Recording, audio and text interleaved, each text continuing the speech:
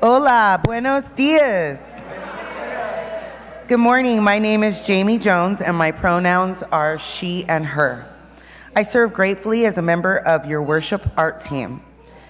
In 2 weeks, I will finally be moving to Eau Claire, Wisconsin. but I will continue to participate online from the online campus. I want to give a special welcome to anyone joining us today for the first time this Sunday. We are glad you are here with us at the Unitarian Universalist Church of Fresno. Welcome to everyone on our online campus. Welcome to everyone on our Alluvial Avenue campus. And welcome to everyone joining us later on Facebook or YouTube. I just love that you are all a part of today's service today at a time that works with our schedule. We are one congregation in many places. We acknowledge Indigenous people as the traditional stewards of this land on which our Alluvial Avenue campus sits. The Yokuts people have lived in this part of the Central Valley for over 13,000 years. We acknowledge the painful history of genocide and forced occupation and the ongoing impact that exists today. As Unitarian Universalists, we welcome you to this service no matter your spiritual background or religious beliefs. Here, you are welcome no matter your race, culture of origin, age, or age. Your neurodiversity is welcome here. You are welcome no matter your disabilities, level of formal education, or the amount of money you have in your bank account. Those of us who are lesbian, gay, bi, transgender, non-binary, intersex, or queer are welcome here. We are welcome with or without documentation. If you are on our virtual campus today and want to share a joy, concern, gratitude included in today's service, our text number is not working today, but you can go ahead and write it in the chat box and we'll get that to Reverend Tim later. Now in the chat box or in our Alluvial Avenue Sanctuary or in the silence of our hearts, let us take a moment to say buenos dias to one another.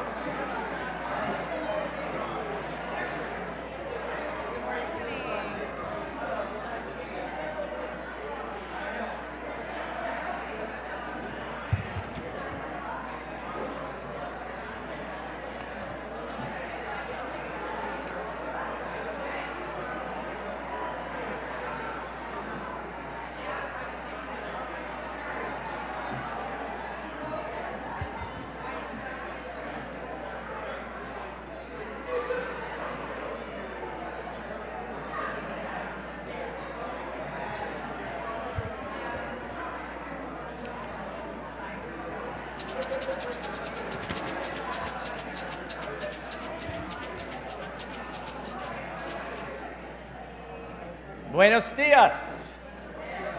Oh, come on. Buenos dias. Buenos dias. Mi nombre es Timoteo. My name is Tim. My pronouns are he, him, and I serve gratefully as minister here at the Unitarian Universalist Church in Fresno, California. As we begin our service that we have provocatively titled, "The Most Important Thing of All," let's allow the sound of the tingsha to carry us to that place of peace, of semi-quiet, that place that knows that we are good and knows that we are loved.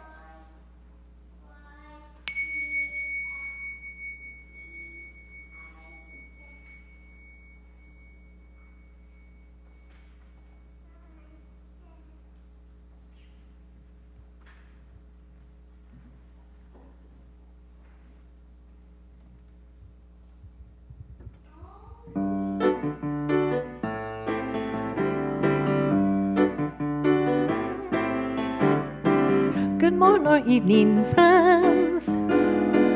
Here's your friendly announcer. I have serious news to pass on to everybody.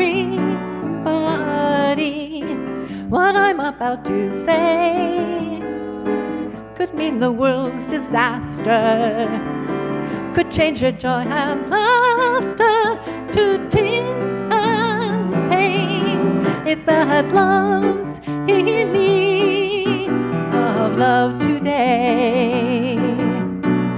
Don't delay, send yours right away.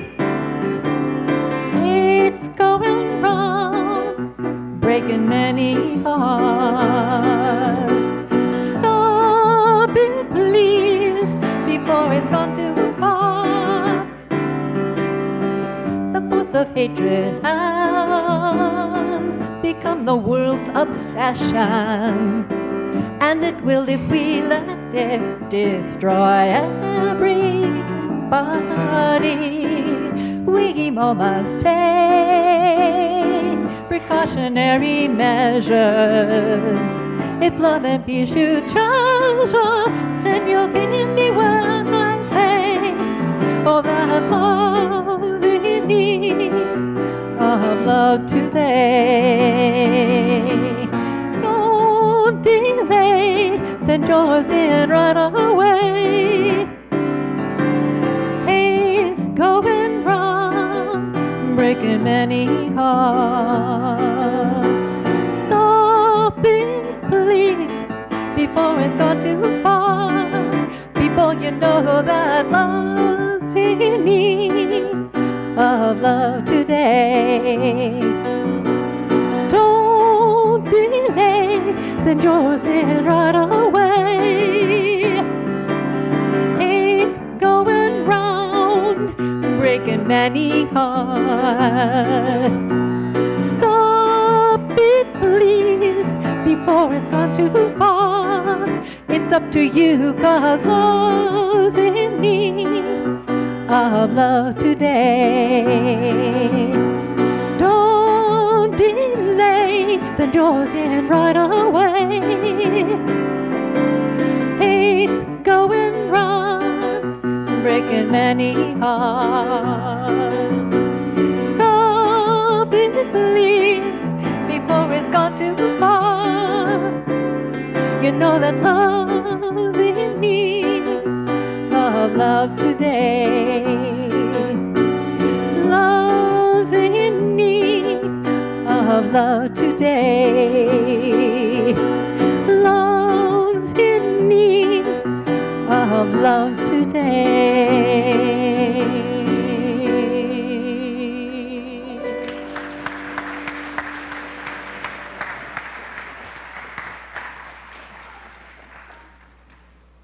Welcome, good morning.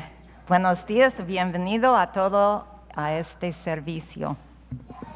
Me llamo Lori, ella, y yo soy un miembro del equipo de artes de adoración. My name is Lori, she, her, and I'm honored to be representing the worship team here today with you. Just FYI, those of you on the virtual campus, if you'd like to light a candle or a chalice, that's coming up soon, so make sure it's close by.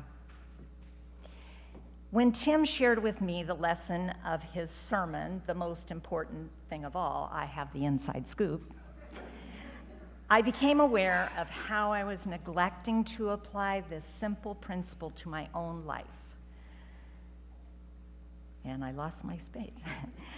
Though old as mud and as common as Canadian geese for most cultures and religions, it is nonetheless profound, and if practiced, I think it would save the world.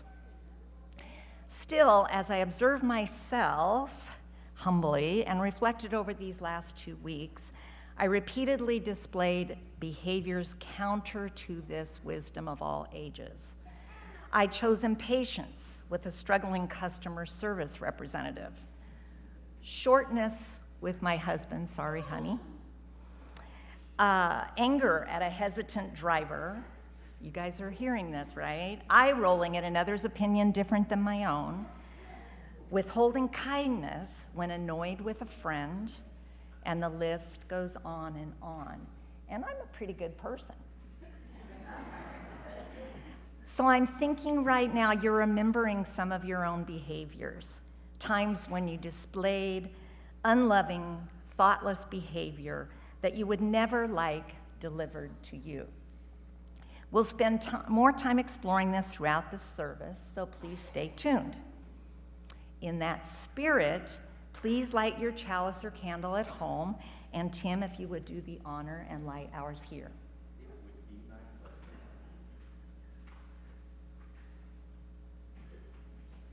So now, if you could please stand in body or spirit and join in singing one of my favorites, "We Shall Be Known."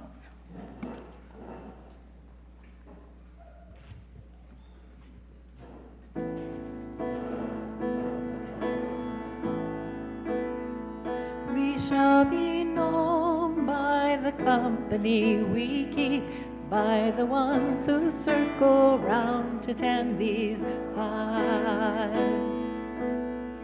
We shall be known by the ones who sow and reap the seeds of change alive from deep within the earth. It is time now, it is time now that we thrive. It is time we lead ourselves into the well. It is time now, and what a time to be alive. In this great turning we shall learn to lead in love. In this great turning we shall learn to lead in love. We shall be known by the company we keep, by the ones who circle round to tend these fires. We shall be known by the ones who sow and reap the seeds of change alive from deep within the earth.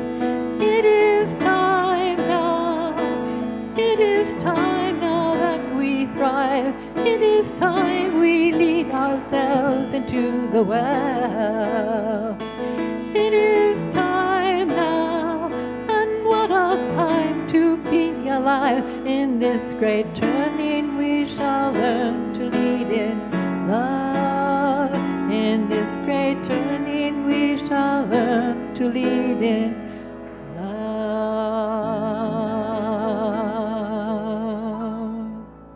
I invite us to remain standing as we say together the mission of this church.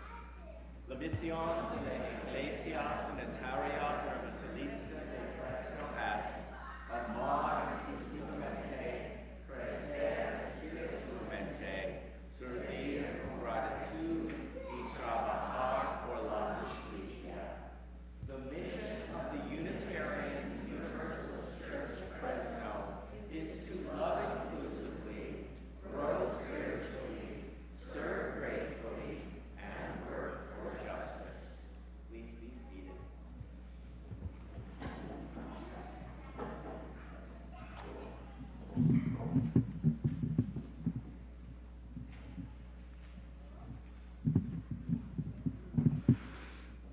I've come to think that this, whoops, do I have it going? Hello, testing? Nope, got turned on. No, it's on. Now it's not on.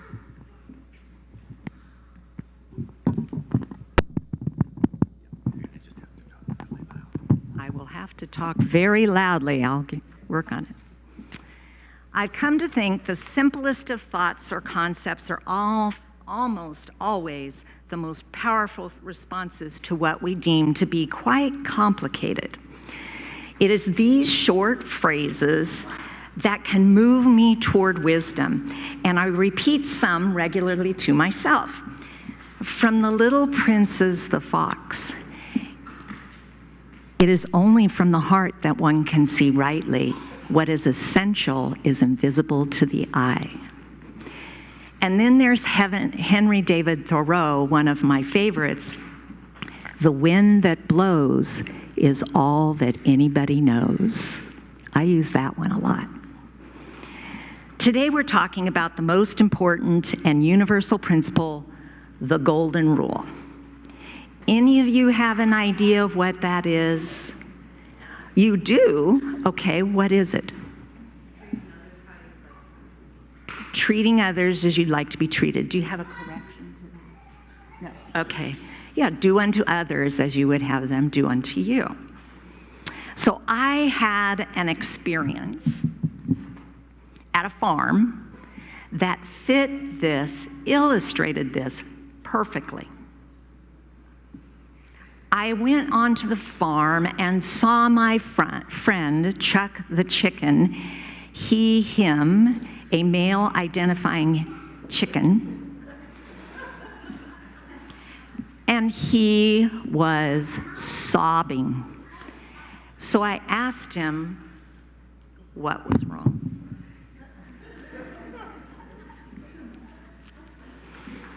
Oops, it's not sticking.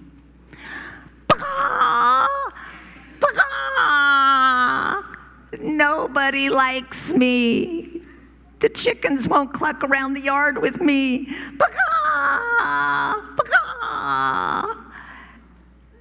I only care about the flock. I do everything for the yard. All I care about are my friends. I mean, when something needs to be done, well, I tell them to do it. And when they don't know how to do it, I tell them how. And when I don't like their behavior or attitude because I don't think it's quite becoming, I tell them. I'm just being honest, right?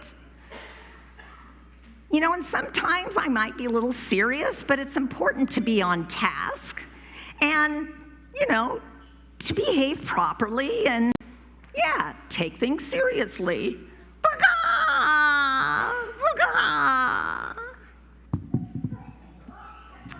Well,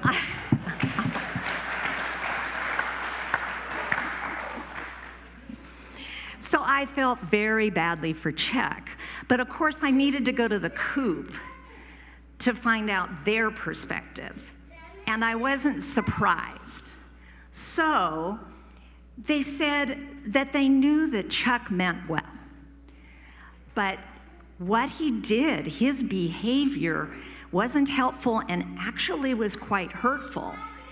And they didn't want to exclude him. They didn't want to be mean, but he made them all miserable. So after they talked for a while, they came up with a strategy on how to maybe change things up with Chuck and bring peace to the coop. So the next morning, I went back to the yard, and I saw the chickens out there pecking away at their feed, and they invited Chuck to join them, which Chuck was so excited and joined in. But before Chuck could make another order, one of the chickens said, "Hey, I want you to do this," and started ordering them around. And then, in a few minutes, another chicken started criticizing him for the way he was doing it. And then, after that, another chicken approached him and told him what he thought of his behavior. Well, Chuck at first was startled. Then he was hurt, and then he was angry. And unfortunately, when I just saw him start to speak, I had to leave. I was worried all night about what had happened. And so I went back in the next morning, and here are the chickens out pecking away at the feed, and Chuck is happily pecking away with them. I couldn't believe it. And so I approached Chuck. I don't know why this doesn't stick, but so I approached Chuck and asked him what had happened. Well, at first I was really mad, and I started to say something I think that would have hurt all of us. But then one of the chickens spoke up and said, "We love you, Chuck, but we don't feel like you love us by the way that you treat us. And we did this because we wanted you to see what you were doing to us. And so I got to confess, I did not like what they did. And I thought, if that's what I'm doing, I better do better. And so we talked about it, and we're all going to work on it together. I'm so happy. It's okay. Just think what the world would be like if it practiced the golden rule. People be more respectful of each other, more loving. There'd be no bullies. We wouldn't take away each other's land. We'd keep the air and water pure for everyone. And so, Tim has a few words.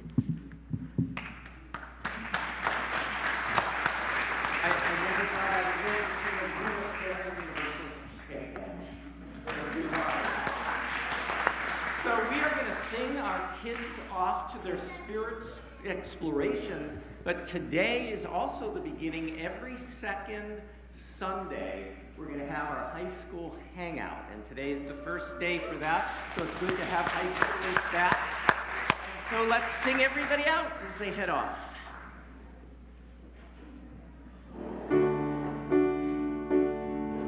We hold you in our love as you go, as you go.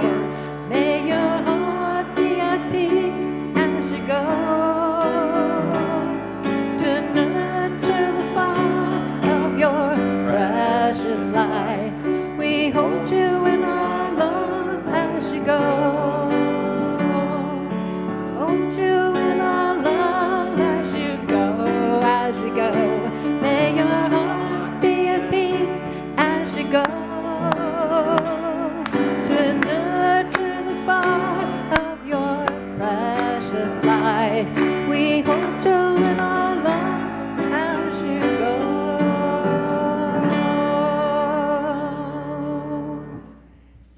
I invite us to together take in a nice deep breath, imagining that you are breathing in peace, and we breathe out love. Yet again, breathe in, breathing in peace.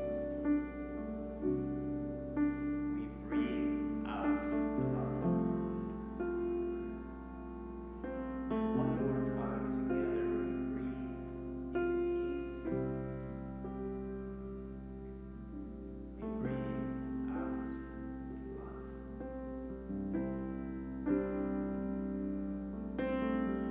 As we continue breathing together this space, this sanctuary created by our intention to be connected to each other, to be connected to our breath, to be connected to that which is bigger than us all. As we continue to breathe together, allow that breath with your imagination to carry you back over the last week, the last 7 days of your living. And as you breathe into that week that has been, was there a moment in the last week when you were unskillful in word, action, or thought?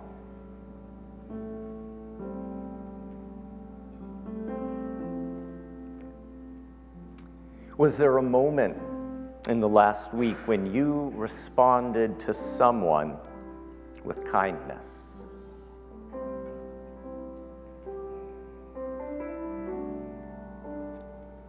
Each week when we gather, we create space. We create space for each other to be exactly who we are in this moment, with all our beauty and all our brokenness. We're all a combination of that. We also create space for those of us who feel moved to share a personal joy, a concern, a sorrow, maybe even a gratitude. This is just a little of what is alive in the room. and in our virtual campus. Deborah Newman says September is Deborah Newman's 65th birthday. So happy birthday. Vicki is ecstatic that her son has come home after 15 years and is here today. It's good to have you with us. Welcome. Anna Gorney is wishing her friend Sue a speedy recovery from leg surgery. We also remember our beloveds, those who are unable to be with us because of illness or mobility. Sue H., Chris E., and with us today is Andrew L. We hold you in thoughts and prayers, Andrew. KP, Armin B., Bev F., Glenda R., and Pat M.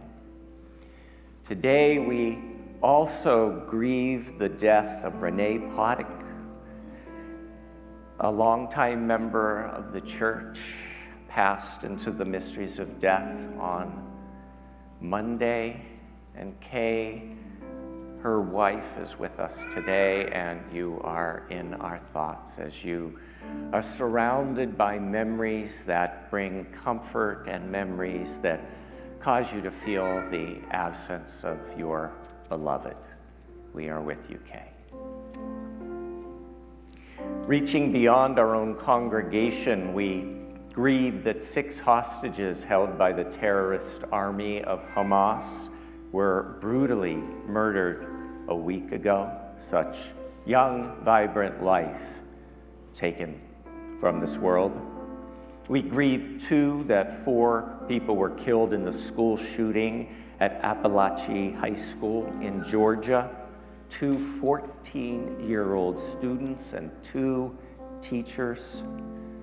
Again, sensible people call for common sense gun regulations, including a ban on semi-automatic assault rifles whose only purpose is to kill human beings. Lastly, we grieve the deaths of over 40,000 Palestinians killed in Gaza by the Israeli government. These are over 40,000 human beings whose names and faces we will never see because the carnage is too vast. And so for all that's been shared, for all that we hold in the depths of our own hearts, and for all those who on this day have no one to remember them, no one to speak their name with tenderness or love, we light our candle of community. By our remembering, may we and they be blessed. It is our custom that on the first anniversary of a member of this congregation, or the first anniversary of the death of someone who ably served this congregation as minister, to remember them. And so this morning we remember the Reverend Betty Pingle, beloved minister who transformed this congregation, bringing in a sense of spirituality, bringing music to the sanctuary for the first time, beginning a time of telling stories to children. Betty truly left an imprint on this congregation and in the hearts of those who knew and loved her, for her pastoral presence, for the beauty of her sermons, and for the beauty of the person that she was. And so it is our honor today to light this candle of remembrance for the Reverend Betty Pingle. And so in the light of our candles and in the light of our love, let us sing together our call to meditation, Comfort Me, Consuélame. Comfort me,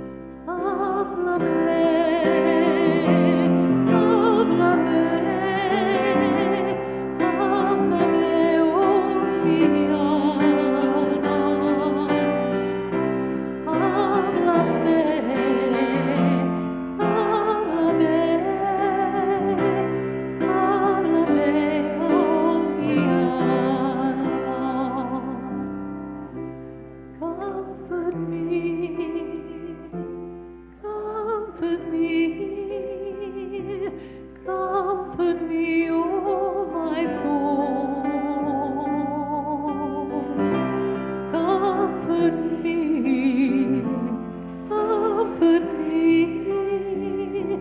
comfort me, oh my soul.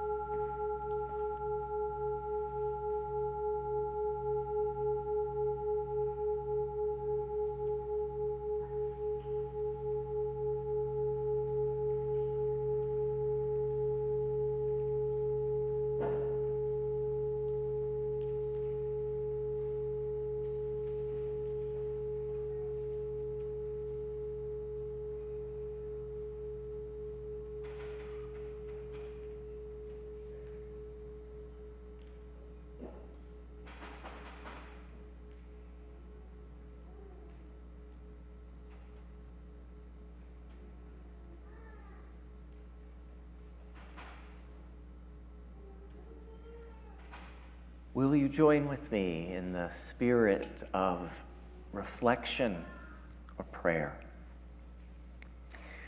Our words come from the Reverend Marta Valentin, who identifies as a Latina lesbian, poet, and percussionist.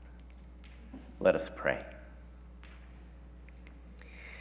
Spirit of life that abounds and surrounds, as we walk our individual paths, as we walk in our individual worlds at our individual pace, we have all been led here this morning to this convocation of human spirits, where we can revel in each other's light, where we can share, compartir, just how similar our individual paths seem.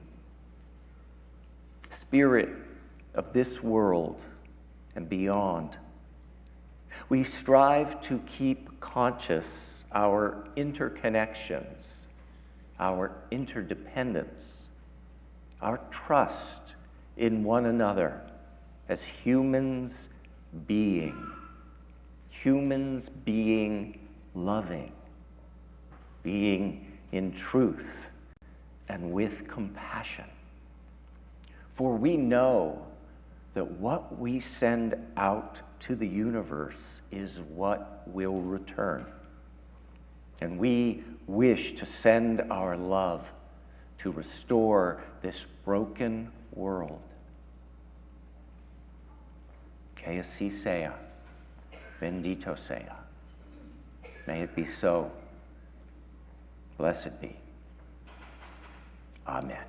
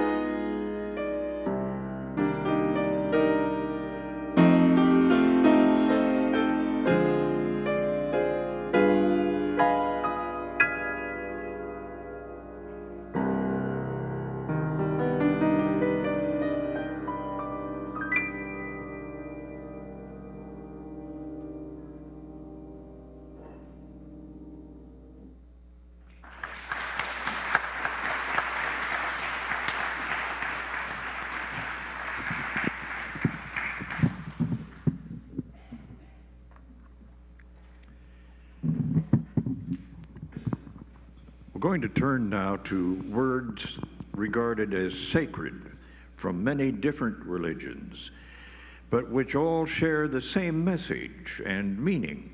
It's called the ethic of reciprocity, which many of us know as the Golden Rule. This idea is older than we can know. Hear now these readings.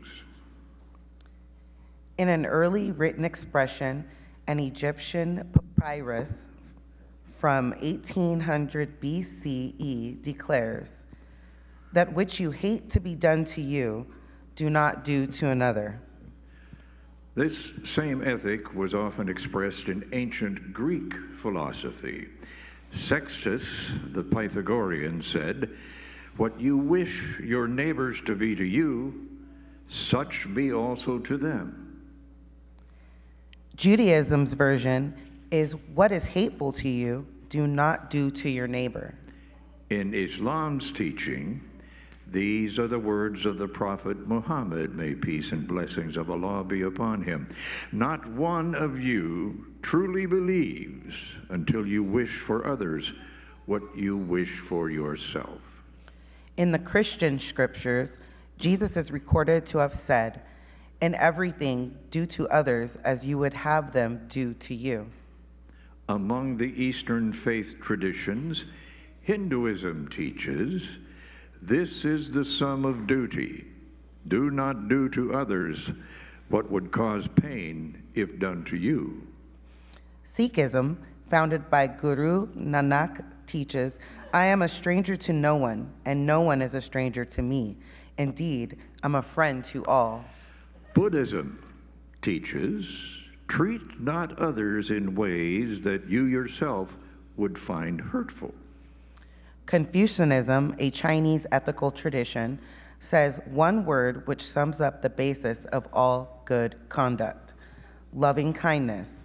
Do not do to others what you do not want done to yourself. Taoism, also originating in China, teaches, "Regard your neighbor's gain as your own gain, and your neighbor's loss as your own loss." All over the world and throughout history, this idea, this ethic is taught. It is a traditional not only in religions, but also in many indigenous cultures. The Ba-Congo people of Angola have a teaching, "O human, what you do not like, do not do to your fellows." The Peruvian Incas said, "Each should do unto others as they would have done others do to them." May this great lesson guide us and help us on our way. Thank you, Bill. Thank you, Jamie. In a moment, we're going to rise and sing together words that come from the Buddhist tradition, the blessing of loving kindness. Celia and Humberto are going to demo what it sounds like first. Then we're going to sing it, the first verse twice. We're going to sing the second verse once, and then the third verse twice. Basically, just follow them. Please rise, embody your spirit. May we all be filled with loving kindness.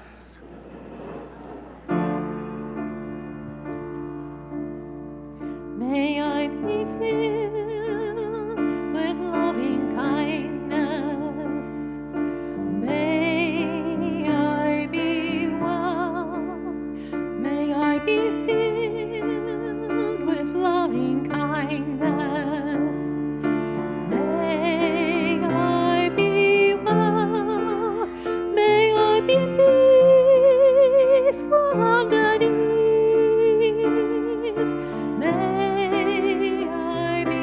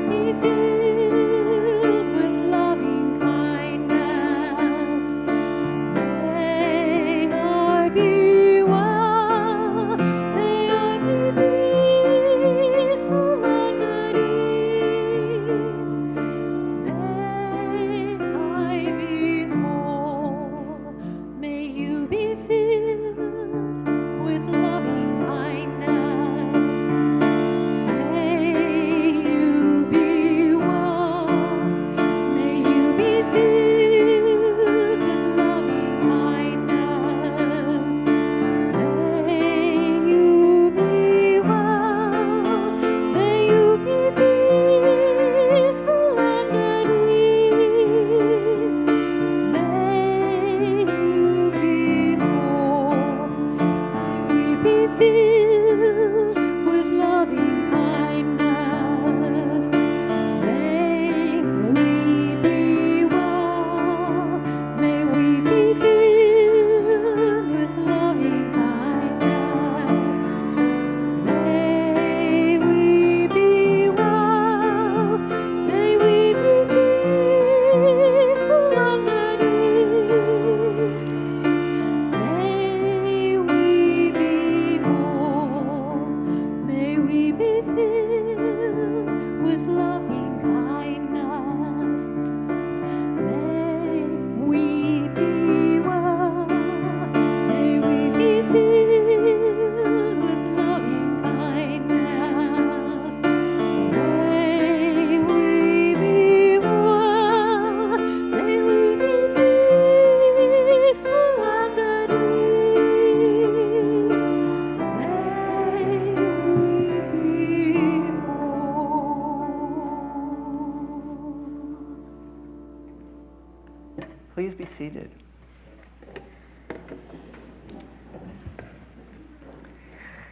So before I begin today's sermon,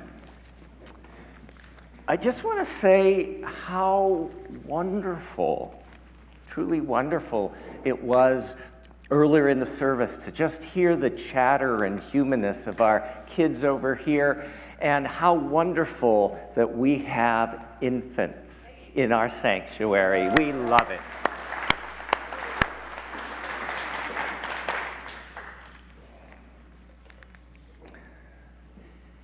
A young person approached the rabbi and asked, "What is the most important thing of all?" The spiritual teacher thought for a moment and then replied, "What is hateful to you, do not do to others." That is the summation of all the teachings in the Holy Book. All the rest is commentary. What is hateful to you, do not do to others. That reminds me of something the Dalai Lama once said.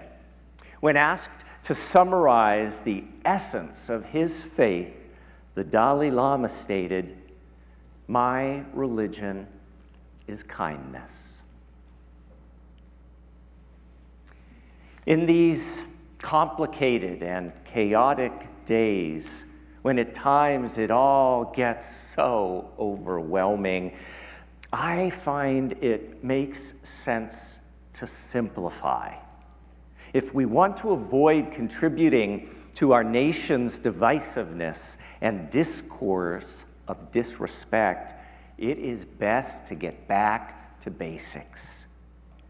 My religion is kindness. Treat others as you want to be treated. That's it in a nutshell.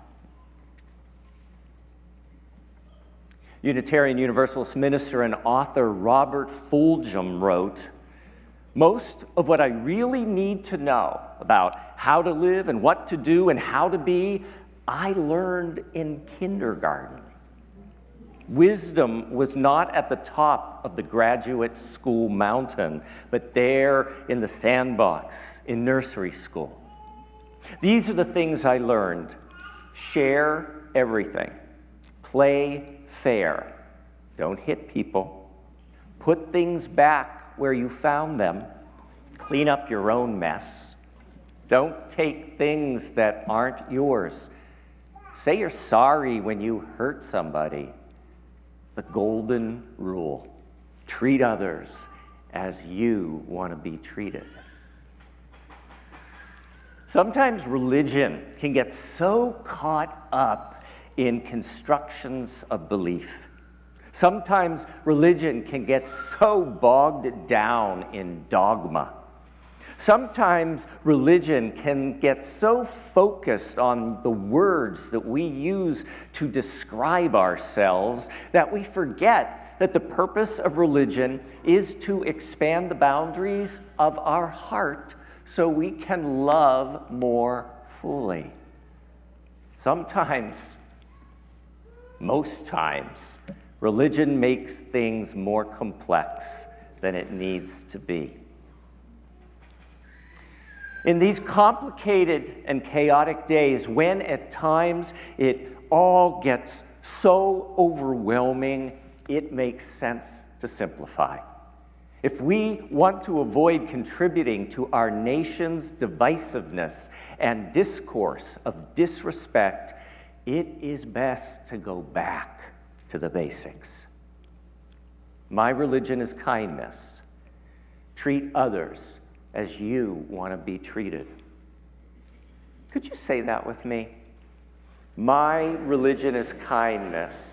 Treat others as you want to be treated. At the start of the day, we can remind ourselves, today I will treat others as I want to be treated. In the middle of our days, we can ask ourselves, am I treating others as I want to be treated?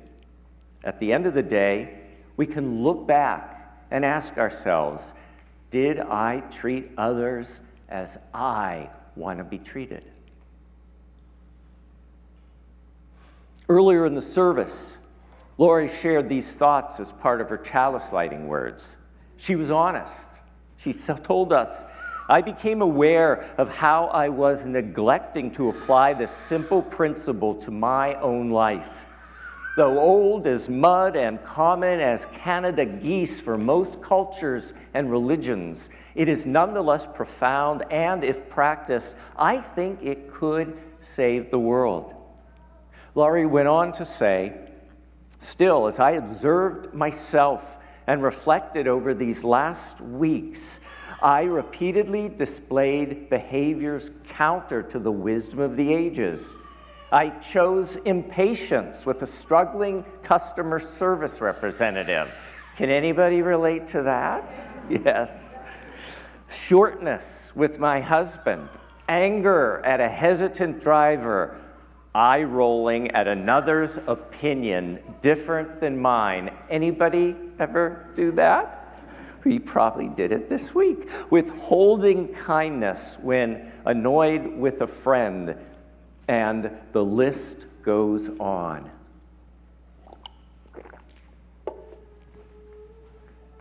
Laurie made me look back on my week, and I have to confess that I had one such moment last week when my neighbor pulled out of his driveway in his oversized white pickup truck with a massive MAGA flag flying from the back. My first reaction? Disgust mingled with some fear. My second reaction was to silently shout at him two very unministerial words. And I'm going to leave it to your imagination to determine what those two words were. Yes, I know you're thinking of that. But as I silently shouted at him, I noticed that two things were happening in me. I realized that I was othering him, making him the other, making him someone outside the circle of my care, making him someone less than human, making him someone less than me. I was doing to him exactly what I imagined his beliefs were doing to others.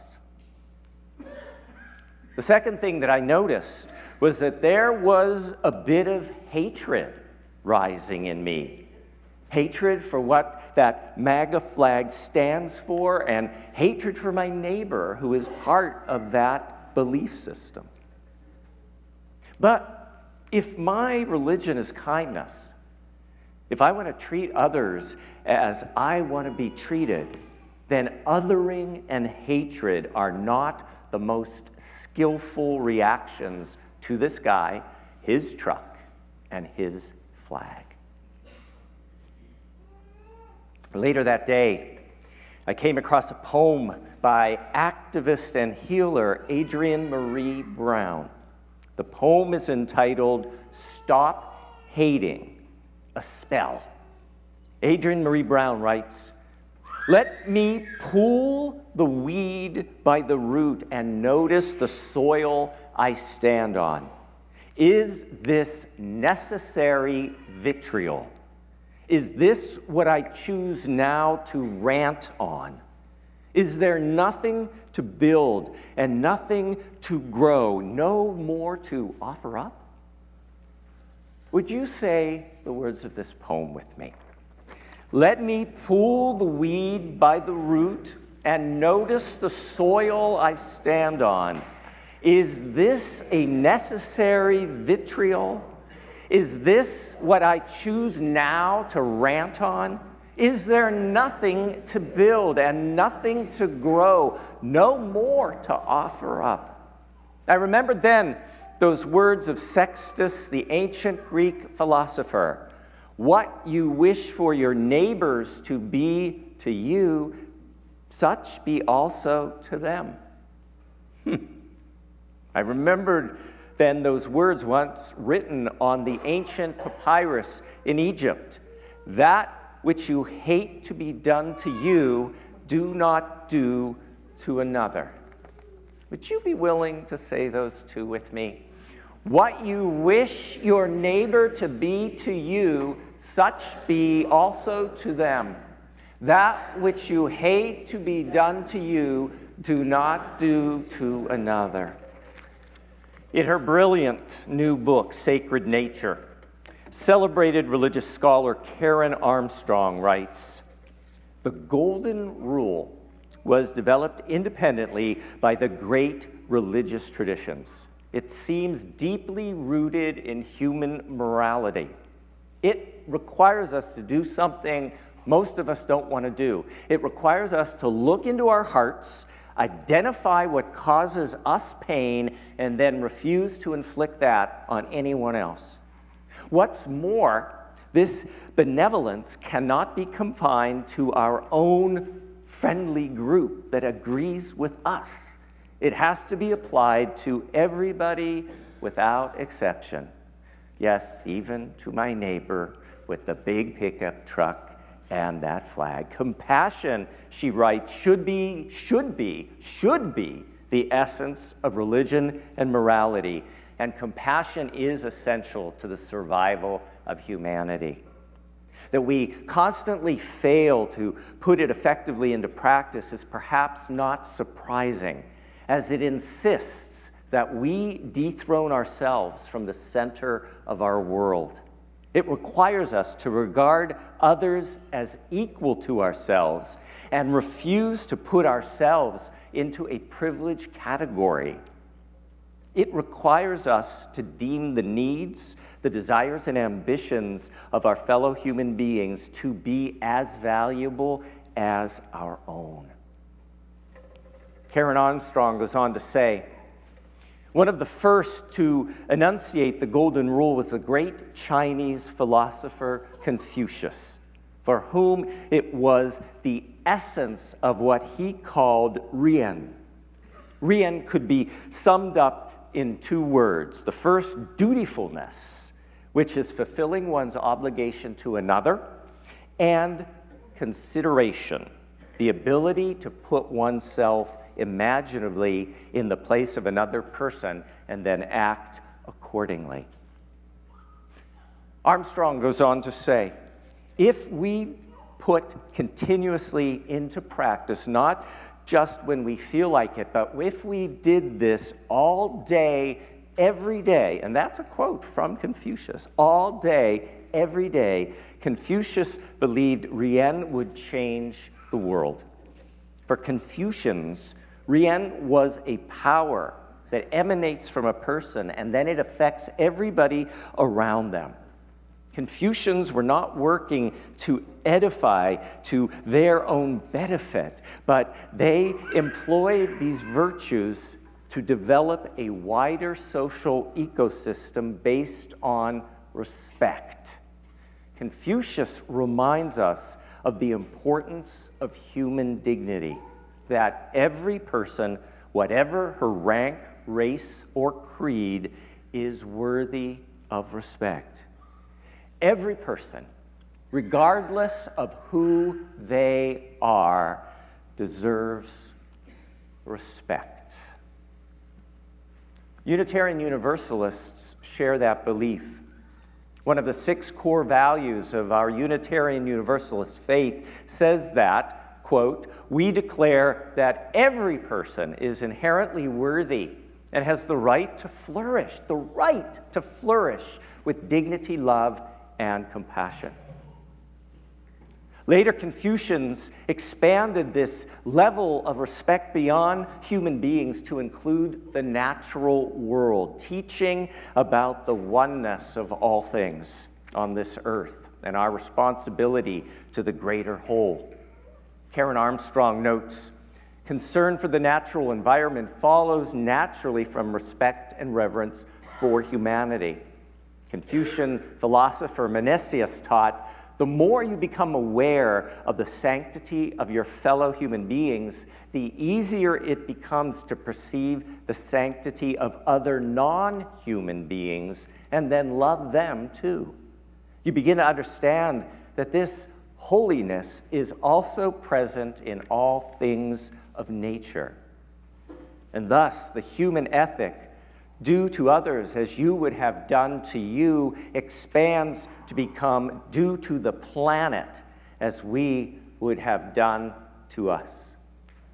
And Unitarian Universalists have that belief. One of the 6 core values of Unitarian Universalism says this clearly: we honor the interdependent web of all existence. We covenant to protect Earth and all beings from exploitation.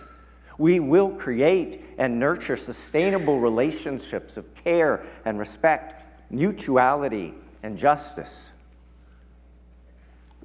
Those are powerful words, my friends. Care, respect, mutuality, and justice. Just think of those 4 words in the context of the next 58 days. Dear ones, the next 58 days are going to be hard days. Election Day is 58 days away. During this time, we are going to feel hopeful. During this time, we are going to feel fearful, for the stakes are very high indeed. The days and weeks and months after Election Day are going to be hard. No matter the result of the vote, no matter the result of the Electoral College, the days and weeks and months after Election Day are going to be hard. In these complicated and chaotic days, when at times it all gets so overwhelming, it makes sense for us to simplify. If we do not want to contribute to our nation's divisiveness and discourse of disrespect, it is best to go back to the basics. Our religion is kindness. Treat others as we want to be treated. Que así sea, bendito sea. May it be so. Blessed be. Amen.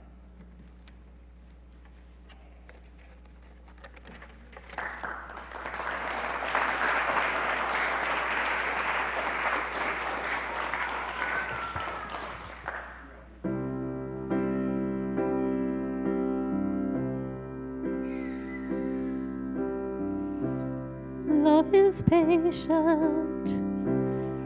Love is patient and kind.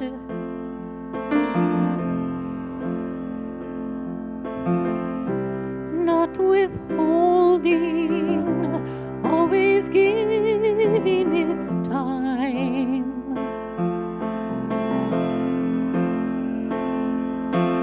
Faith, hope, and love, these 3 remain, but the greatest of these is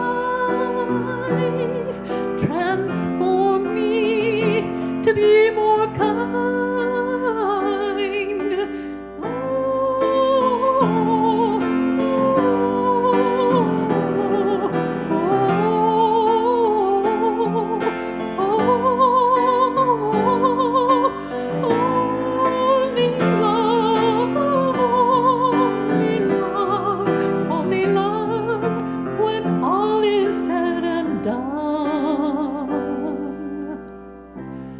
Love is patient, love is patient and kind.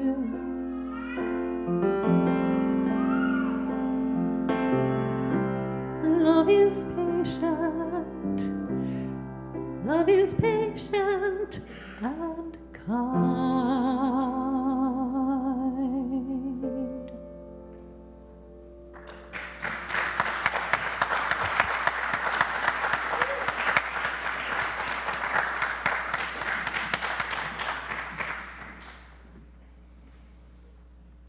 Something I'm really proud about with this church is that on the second Sunday of each month, we hold a special offering for a social justice group, organization, or individual that is in alignment with Unitarian Universalist values.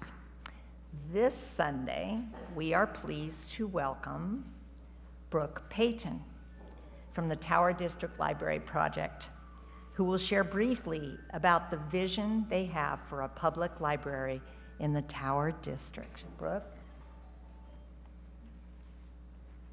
I move with the speed of government, folks.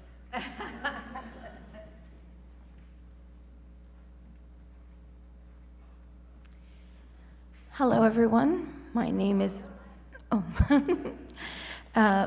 Brooke Payton, and I am the Tower District Library Advocate. I have been working on this for over a year now. On May 18th, I celebrated the 1-year anniversary of all of my efforts so far. Now, in 1 year, I did quite a bit. I'm just one person. So the executive director of the South Tower Community Land Trust made a point of meeting with me.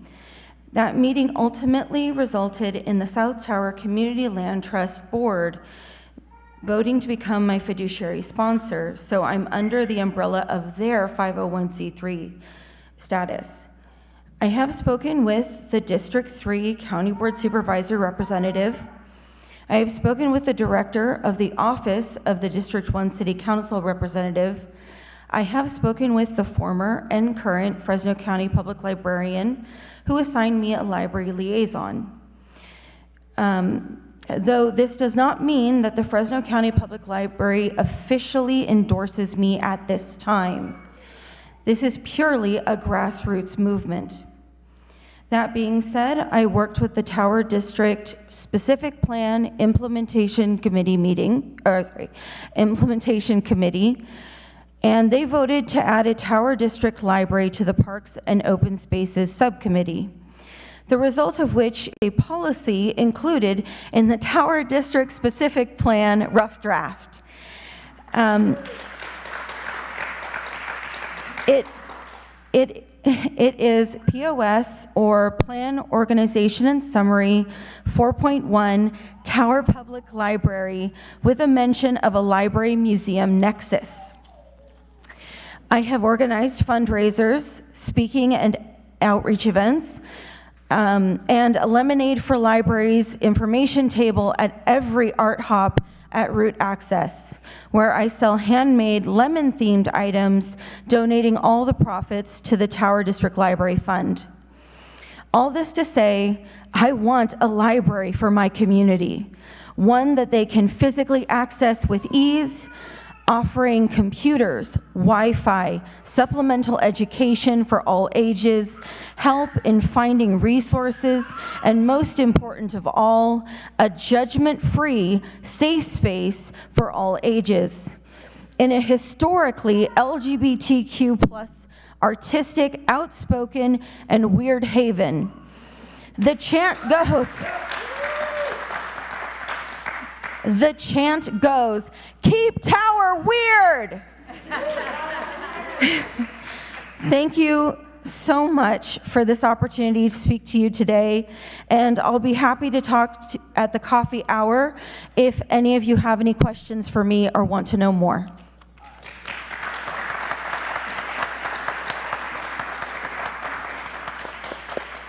Let's give one more chant. Keep Tower weird. I love that. I'm going to remember that. In the spirit of giving, please join me now in the reading for the call for offering, which will appear on the screen. If not us, then who? If not open hearts, then what? If not now, then when? If not here, then where? If not generously, then how? If not us, then who? The baskets will be passed now as we hear an interlude.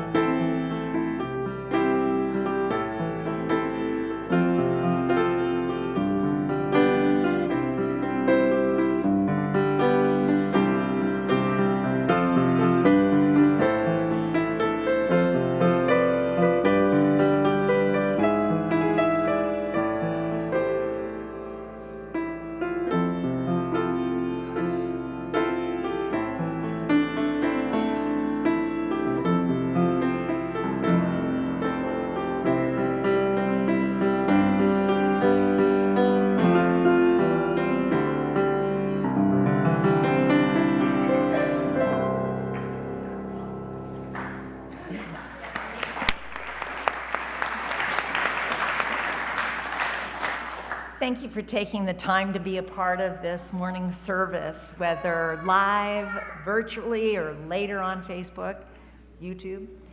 Your presence adds to the spirit and energy of this community, and we are truly grateful for all of you.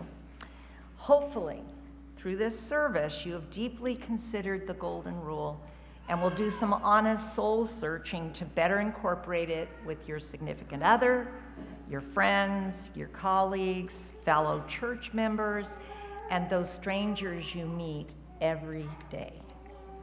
As we prepare to end our service and enter into our afternoon, please join me in our chalice extinguishing words. Extinguimos esta llama, pero no la luz de la verdad, el calor de comunidad o el fuego de nuestro compromiso. Estos los llevaremos en el corazón. We extinguish this flame, but not the light of truth, the warmth of community, or the fire of commitment. These we carry in our hearts. And now I pass reminders and the closing of this service to Tim. Thank you. Thank you for sharing this chancel with me, Laurie. So, a few quick reminders. Cecily is our coordinator of community life. She's actually not with us today because she's off at a training, weekend training for social justice organizing, but she will be back next week. If you are new or newish to our community, Cecily is your go-to person. She can help you get connected, figure your way around things here at this church. Once we end the service, we will be having coffee hour. Today it will be inside because of the heat, which means we're going to need some help, if you're physically able, to bring in some tables and rearrange the chairs. There will also be a question and answer table with Darcy, who's a member of our board. She's waving at us right now. So if you're like, coffee hour, that's just scary, I don't know anybody. Go to the table that says visitors. It has a turquoise tablecloth, and Darcy will entertain you magnificently. Also, on this Sunday, as you leave the sanctuary, the ushers will be handing out pieces of paper that have items that are needed by the food pantries in Fresno, and you can bring them with you, the items, back next week. Couple things happening after the service today that I have to tell you about. We're continuing our Storm of Good Trouble. Today is Storm Maker Sunday. We invite you to join other election activists after service in this sanctuary today to write letters and postcards, not for a candidate, but to turn out the vote. Activities for kids and youth will also be available so that all ages can make some good trouble. No previous experience is required, so come by and get started on your You, the Vote journey, and we've been chanting that lately. You, the vote. You, the vote. You, the vote. We won't tell you how to vote, but we're going to say vote your religious values. Also happening today in the foyer will be a conversation how to be an anti-racist, how we all can become a more welcoming, intercultural, beloved community. That will be a facilitated conversation right in the lobby there. All are welcome to that. I need to tell you that next Sunday on the 15th, one of my absolute favorite services, our blessing of the animals and the stuffed animals too, all leashed or crated animals are welcome to join us. You can also bring pictures and mementos of pets who have passed into the mysteries of death. There's another important announcement, reminder that I have. The last Saturday and Sunday of the month, September 28th and 29th, there's going to be a nationwide Unitarian Universalist climate justice revival, a time to renew and recommit. Here's Karen Polnitz, our Director of Lifelong Learning, with a personal invitation she's giving just to you. Climate justice is Black Lives Matter. Climate justice is Indigenous sovereignty. Climate justice is anti-racism and anti-oppression. Climate justice is housing. Climate justice is income equality. Climate justice is healthcare. Climate justice is spiritual practice. When we work for climate justice, we can uplift the multitude of social justice and equity issues that affect and inspire all of us. That's why I'm hoping you'll join us for the 2024 Climate Justice Revival, a time to renew and recommit. During this 2-day special event taking place in UU congregations across the nation and Canada, we will be engaging in deep spiritual work, visioning for our future, and making commitments to one another and to the earth in how we want to move forward for our planet. This special event includes a day on Saturday of learning and engagement together, taking place either in person or on the virtual campus, followed by a special worship service on Sunday and an organizing hour to take all of this good energy and put it into practice. Won't you join us for the Climate Justice Revival taking place September 28th and 29th? I'll see you there. And I just want to say I'm prioritizing this event, setting aside time so that I can be there for 4 hours on Saturday and then also be here on Sunday. So I hope you will do the same. Thank you. My last reminder, I feel like we should have a drum roll. We've been getting ready, and some Sunday, very soon, wink, wink, we are going to have a fire drill. If by chance the fire alarm was to go off, say like after the service ends today, red, that's the sanctuary. If you are able, you're going to exit across the sanctuary out through the doors, around the courtyard, into our alluvial community garden. Through that, do not go into the parking lot or the fire truck will run you over. You want to end up in the empty grassy field by the Buddhist temple out there. If that journey is just too long for you to safely take, you're going to make your way down the center aisle, and then you're going to go towards my right, breezeway to the front of the office. Ushers would direct you if the alarms happen to go off today. If you have children, do not go to try to get them. There will be our staff taking care of the children. The last thing I would say, if your neurodiversity is bothered by loud, sharp sound, now might be a good time to exit the sanctuary for self-care. Last but not least, we'd like to welcome folks who are here for the first, second, or third time. We do it not to embarrass you, but we're genuinely glad that you are here. So if this is your first, second, or third time and you're able, would you please rise so that we can gently welcome you? Welcome back. Welcome, welcome, welcome, welcome, welcome, welcome. I invite the rest of the congregation to rise with them for our closing words and then our sung benediction. Our closing words are these: let's keep it simple. Let's keep it basic. Our religion is kindness. Treat others the way we want to be treated. May it be so. Blessed be. Amen. And let's sing.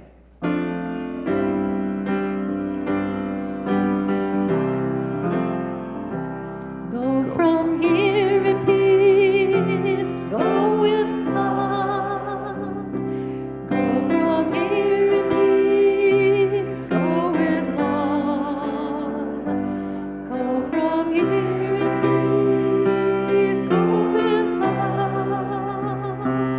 In love,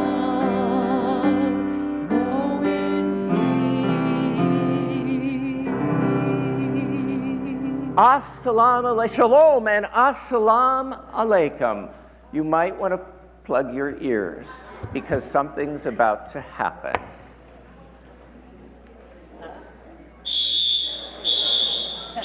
We're asking you to exit the sanctuary.